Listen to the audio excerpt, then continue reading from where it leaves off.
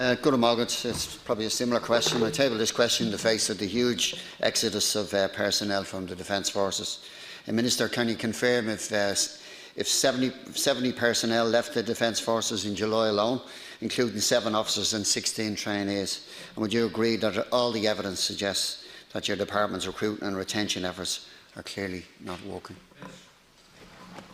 I acknowledge that there are recruitment and retention difficulties and challenges in the Defence Forces. The buoyant labour market, which I have already spoken about, and increased competition across sectors to attract personnel is a key factor.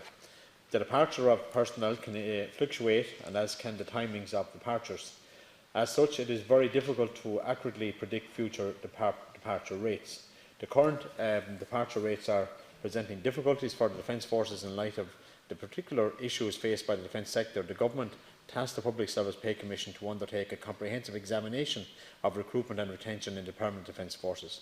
The Commission's report, which has been accepted by Government, contains a broad range of recommendations, some of which will provide immediate benefit to members of the Permanent Defence Forces, as well as initiatives that would lead to further improvements.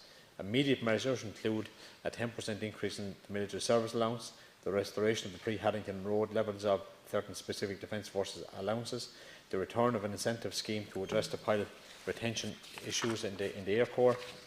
These measures will be implemented swiftly on the confirmation of acceptance by the Permanent Defence Forces representative associations.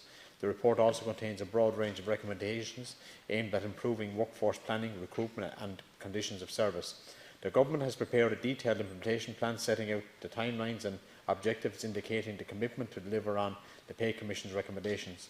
The plan also provides for an examination of core pay in the PDF and the identification of other retention measures, which will be progressed within the framework of the Public Service Stability Agreement and future public sector pay negotiations. Under my direction, this work is being prioritised. The Public Service Stability Agreement 2018 to 2020 provides for increases in pay ranging from 6.2% to 7.4% over the lifetime of the agreement. The increases due to date under the agreement have been paid to members of the Defence Forces, the most recent being 1.75% increase in annualised salaries from the 1st of September 2019. Further increases in pay are scheduled in 2020. I am satisfied that the range of measures are being progressed in an appropriate response to the current difficulties. Thank you, Minister. You started off by saying you acknowledge the challenges that's being faced, but I suppose the view from this side of the House is that you're not dealing with reality, and you're talking about changes within the system. But we know that people are leaving.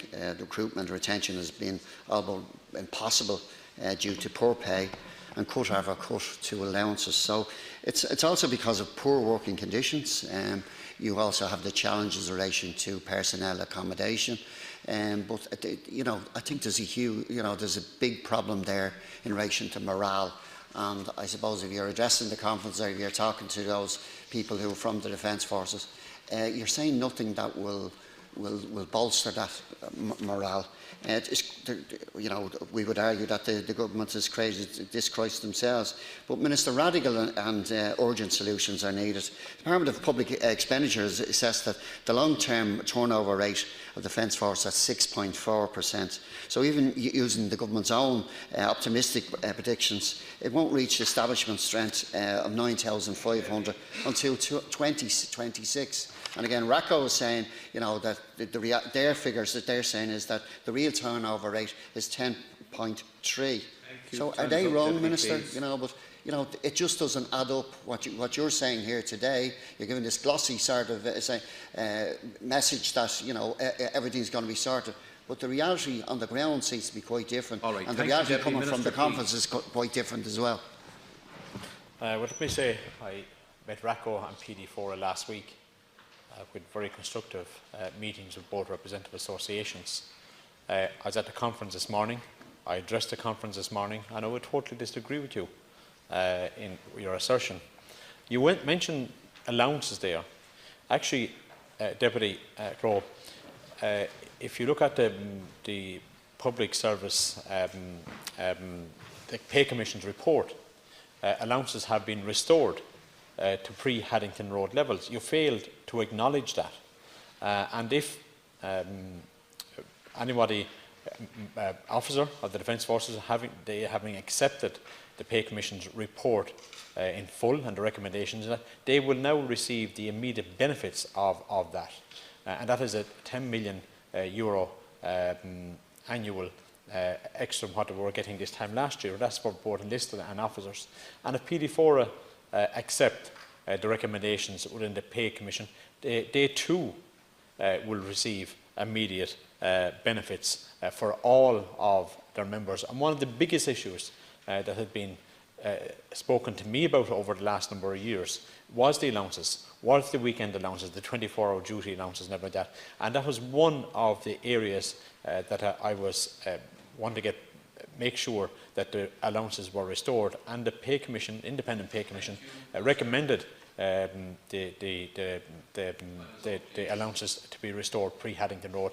And if the representative associations vote for it, well then they will feel the benefits. See, I think, Minister, the problem is it's in relation to core pay. That's what needs to be addressed. You can tinker around the sides in relation to allowances and all the rest, but you have to address core pay. And I suppose it's one of the reasons that that some of the representative organisations want to move on, that they get representation at the table, that if there's negotiations going on, that they have someone at the table that's arguing on their case. And I suppose they see the weakness, Minister, in yourself, in that you're not the person that's championing that, you're not the person that's pushing that forward, and that's the big problem. There's a huge problem in relation to morale. The reality is, if you look at the figures, people are leaving day after day. So you need to do something different, Minister, and clearly pay is one of the issues. But it's also about working conditions. It's also about addressing those core issues that need to be addressed. Your retention is not working at the moment. You're saying you understand the challenges are there, but the concern, Minister, is that you're not addressing those challenges that are the real challenges that are there, and clearly pay and the lack of pay is one of those huge issues, and morale is the other one, and people are responding to you every day by leaving the Defence Force. So, Deputy, like you, if I was in that position myself, I wouldn't have the responsibility of government, and I'd be able to shout from the rooftops and say increase core pay, increase core pay, increase core pay. That's very easy to say, absolutely very easy to say. So I can assure you, Deputy, if I said we're going to take out the Defence Forces, we're not going to increase core pay for anybody else on the Defence Forces, I can absolutely assure you, you'd be in here the next morning and you'd be hopping off the roof. Well, say if you're going to do it for Defence Force, you have to do it for everybody else.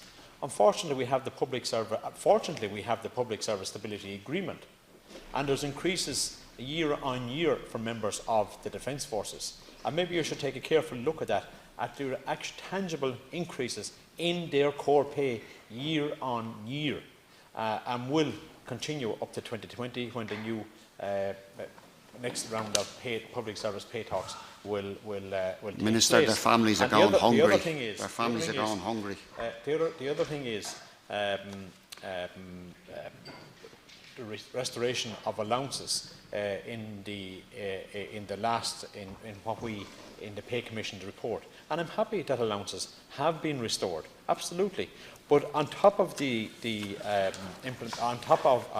Pay Commission, there is an implementation plan, and there's a clear set of guidelines, a clear set of timelines to make sure that whatever the recommendations are, that they are implemented. Thank you very much. Third question comes from Deputy